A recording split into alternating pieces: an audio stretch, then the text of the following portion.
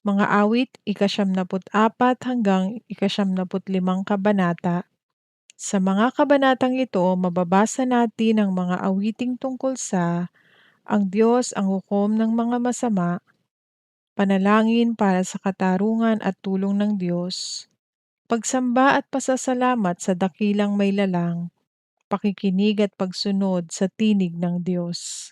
Mga awit, ika-siyamnaput-apat na kabanata. Diyos ang siyang huhusga sa lahat. Karapatang magparusa o Yahweh ay taglay mo. Ipakita mo ngayon ang karapatang ganito. Tumayo ka at sa lupa'y igawad ang iyong hatol. Ang hambog ay hatulan mo ng parusang nauukol. Hanggang kailan kaya, Yahweh, magagalak ang masama? Hanggang kailan ibabantog ang kanilang mga gawa? Gaano bang katagal pa ang masamay maghahambog upang sila'y magmalaki sa kanilang gawang buktot? Kanilang ang nililipol itong mga hinirang mo. Yahweh, inaapi nila mga taong tinubos mo. Ang mga ulila, balot mamamayan ng ibang bansa, pinapatay nila ito at kanilang pinupuksa.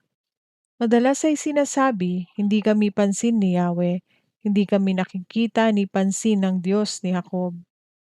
Unawain ninyo bayan, kayong kulang ang isipan. Hanggang kailan pa durunong kayong mga taong mangmang?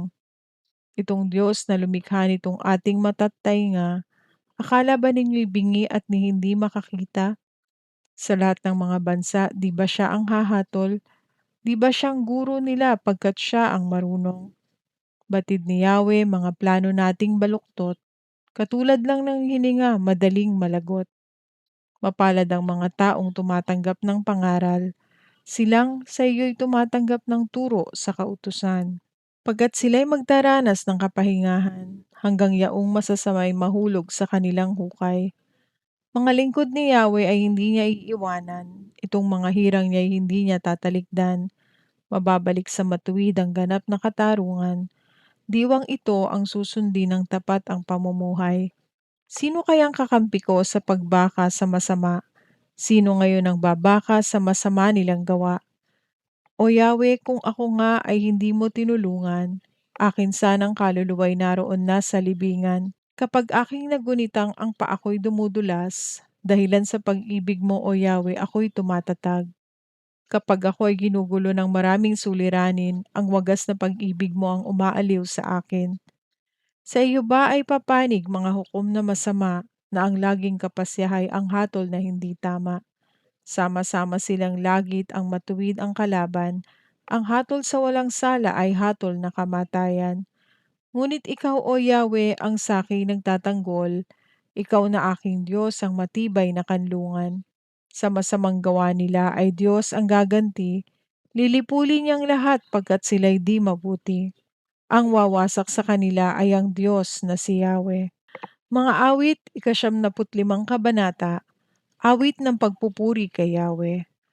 Tayo na't lumapit kay Yahweh na Diyos, siya ay awitan, ang batong kublihan, atin ngang handugan, masayang awitan. Tayo na't lumapit sa kanyang presensya, na may pasalamat, siya ay purihin ng mga awiting may tuwa at galak. Sapagkat si Yahweh siya ay dakila't makapangyarihang Diyos, ang dakilang haring higit pa sa sino man na dinudiyos. Nasa kanyang palad ang buong daigdig, pati kalaliman ang lahat ay kanya, maging ang mataas nating kabundukan. Kanya rin ang dagat at pati ang lupa na kanyang nilalang. Tayo na't lumapit sa kanya'y sumamba at magbigay galang, lumuhod sa harap ni Yahweh na siyang sati may lalang. Siya ang ating Diyos at tayo ang bayan sa kanyang pastulan, mga tupang kanyang inaalagaan, at ngayon kanyang salita'y ating pakinggan. Iyang inyong puso'y huwag patigasin tulad ng ginawa ng ibang magulang ng nasa Meriba sa ilang ng masa. Ako ay tinuksot doon ay sinubok ng inyong magulang, bagamat nakita ang aking ginawang silang nakinabang. 40 taon sa inyong ninuno ako ay nagdamdam. Ang aking sinabi, sila ay suwail, walang pakundangan at ang mga utos ko'y ayaw nilang sundin. Kaya't sa galit ko, ako ay sumumpang hindi sila makakapasok at makakapagpahinga sa aking piling.